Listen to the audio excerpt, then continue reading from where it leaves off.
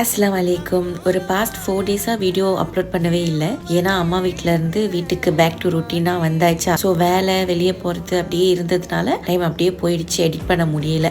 வர வழியில் ஃபஸ்ட்டு நல்ல வெயிலாக தான் இருந்துச்சு. அதுக்கப்புறம் நல்ல ஒரு மழை வந்துடுச்சு. டிராஃபிக் ஜாம் வேறு. ஏன்னா ஹாலிடே, ஸ்கூல் லீவ் அப்படிங்கிறதுனால நிறைய பேர் ஊருக்கு போவாங்கல்ல.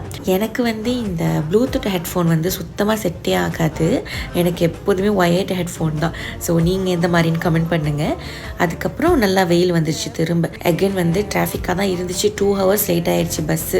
எப்படா இந்த பஸ்ஸு போய் ரீச் ஆகும் அப்படிங்கிற ஒரு கடுப்பில் தான் உட்காந்துருந்தோம். ஸோ அதுக்கப்புறம் ஆல்மோஸ்ட் எப்படியோ வந்தாச்சு அல்ஹம்துலில்லாஹ் அப்படின்ட்டு.